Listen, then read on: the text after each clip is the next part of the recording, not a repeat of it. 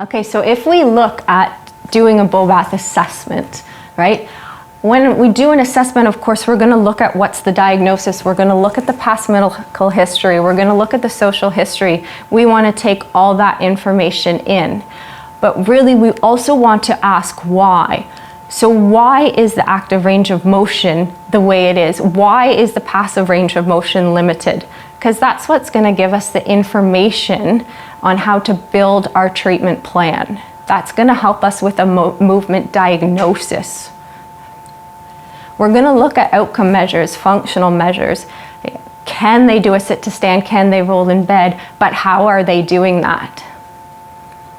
And so when we think of a lot of our outcome measures, they're almost limited in what they tell us about the way somebody is moving, right? If you look at the FIM or the Berg, right? They're more telling us, can they do the task, right?